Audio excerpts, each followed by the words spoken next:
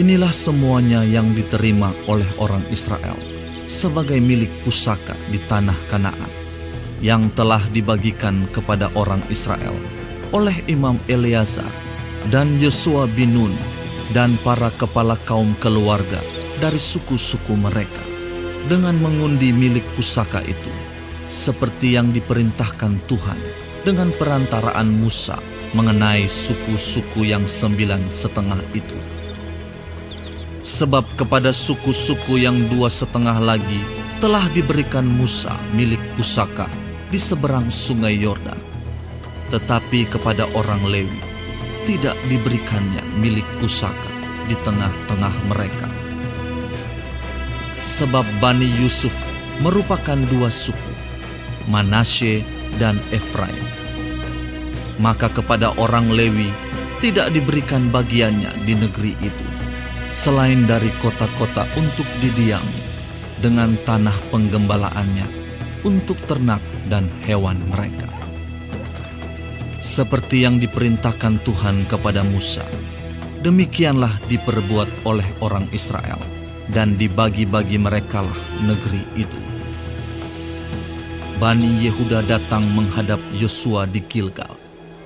Pada waktu itu, berkatalah Kaleb bin Yefune, orang Kenas itu, kepadanya, "Engkau tahu firman yang diucapkan Tuhan kepada Musa, abdi Allah itu, tentang aku dan tentang engkau di Kades Barnea. Aku berumur 40 tahun ketika aku disuruh Musa hamba Tuhan itu dari Kades Barnea untuk mengintai negeri ini, dan aku pulang membawa kabar kepadanya yang sejujur-jujurnya.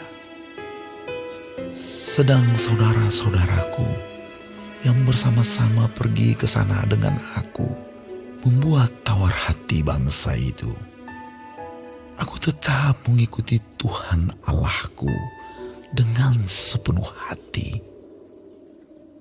Pada waktu itu Musa bersumpah, katanya, "Sesungguhnya tanah yang diinjak oleh kakimu itu akan menjadi milik pusakamu dan anak-anakmu sampai selama-lamanya, sebab engkau tetap mengikuti Tuhan Allahku dengan sepenuh hati." Jadi sekarang, sesungguhnya Tuhan telah memelihara hidupku seperti yang dijanjikannya.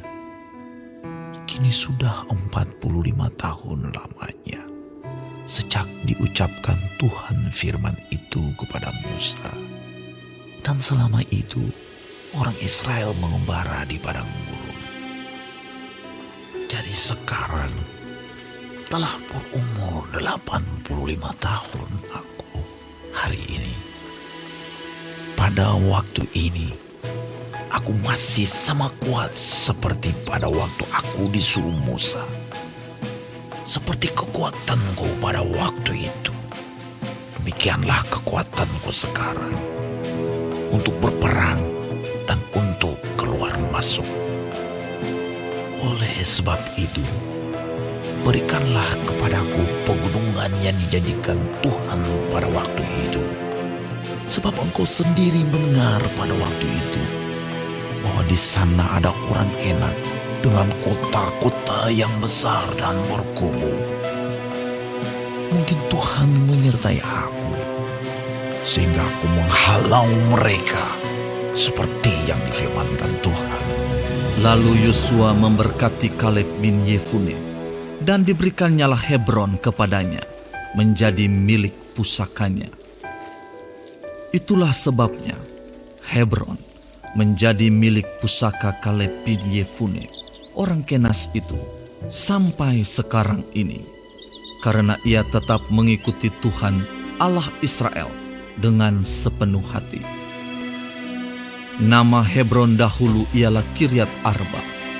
Arba ialah orang yang paling besar di antara orang Enak. Dan amanlah negeri itu berhenti berperang.